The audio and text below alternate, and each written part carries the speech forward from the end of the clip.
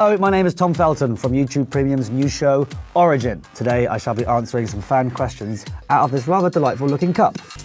Emma Watson revealed her first crush was you while filming the first two Harry Potter films. Was the crush mutual? Let's move on, come on now, there's no need for this. Now, we've been very good friends for a very long time. Leave it at that. Would you ever reprise your role as Draco Malfoy if the opportunity presented it? Of course, definitely. What did you enjoy the most about your time on set filming The Flash? Getting dancing lessons from Grant Gustin. He's a good mover and a groover and a fun chap to be with. So he would give me lessons. I haven't danced since, it's rather tragic. What drew you to the role of Logan in Origin? In which ways are you similar to him? Well, we look alike. We have the same coloured eyes. Logan and I are very different people. I think he comes from a rather broken family with rather crap friends, and Tom is quite the opposite. What drew me to it was the sort of multinational aspect of the show, the fact that it kind of goes around the globe in all 10 episodes. And Mika Watkins, our fearless showrunner and writer, she was instrumental in getting me on board. Not only is she a lovely person, she's also furiously talented. Did you take anything from the Harry Potter set? Technically, no.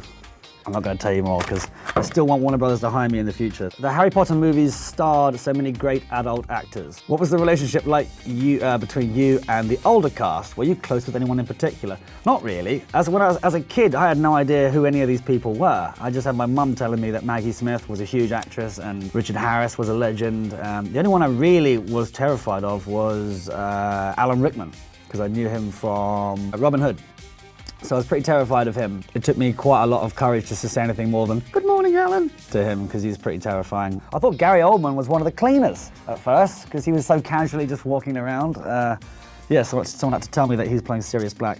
But they were all lovely. Helena Bonham Carter was definitely one of my favorites. Jason Isaacs, who plays my dad, I learnt a lot from him, so he was very sweet. But honestly, they were all lovely, so I'm very lucky for that. What was the most challenging aspect of taking on the role of Logan in Origin? Well, he's American, for starters, so I had to sort of work on that a little bit. He's a petty drug dealer, so I had to do some petty drug dealing just to get into character. Honestly, the most challenging thing was probably being in Cape Town for 7 months. Not that it wasn't beautiful and an amazing place to shoot, but it's a long time to spend away from friends and family. Other than that, it was all swimmingly. What is your first on-set memory from filming the Harry Potter movies? I don't know, I used to stuff a lot of chocolates and sweets inside the robe. And I remember they used to melt and they get stuck in there, and then they shouted at me and they got sweets banned from set because of me. What do you think Julian Albert has been up to since he left Star Labs for England? Would you return for another season if asked? Yes, absolutely. I think Julian Albert does deserve a comeback episode at least. What's he been up to? Waffling around in England, I suppose, yes. I'm not even sure what the excuse was that they gave for why Julian Albert didn't return, but he's bloody busy in England by the sounds of things. You've released music in the past. Are you planning on releasing more songs and potentially an album? Yes, I am. I'm still recording and still dibbling and daddling with a few tunes, and I do hope to make an EP at least, or a short album of some sort. I'm not sure when or how or why, but I'm going to do it at some point, so thank you for your interest. If you could go back and film one Harry Potter movie all over again, which one would it be and why? Bloody good questions, people. I'm enjoying these. I don't know, really. I mean, I wouldn't change anything, although I'm sure I ballsed a lot of it up when I was there. Maybe the last one, because it was the longest. A bit more time to soak it all in. Well, I would want to go back, but also I wouldn't want to damage anything further than I already have. So maybe just the last one, that'd be fun. Does a text thread with you and the rest of the Harry Potter cast exist? Is there anyone who you keep in touch with the most? I think there is. I never answered it. I think I got in trouble with Emma once for not paying any contribution to that. But there is, but we're all pretty naff with phones, to be honest with you, so I'm not sure how up to date it is. Well, Matthew Lewis, young Longbottom, he lives around the corner from me, so I see him quite regularly.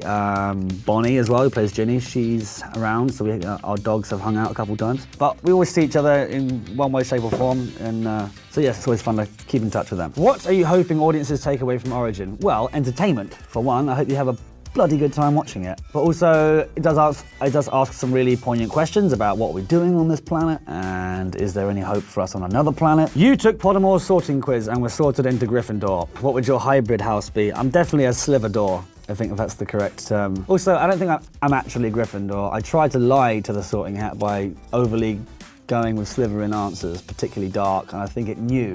So yes, my true house is yet to really be decided. What's your favourite behind-the-scenes memory with Daniel Radcliffe while shooting the Harry Potter films? Crikey, so many. I don't know, I remember having Simpsons trivia battles with him. Well, in between doing Quidditch, we used to ask each other Simpsons questions, which he was much better at. Did Draco Malfoy get the ending he thought he deserved in Deathly Hallows?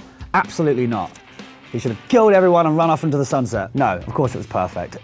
Joe wrote some fabulous stories and I dare not amend them at all. Thank you, the cup is empty. Thanks for all your lovely questions. You're actually much better than most interviewers. Watch Origin, YouTube Premium. I think I did very well. If you want to see more quizzes, click here and subscribe.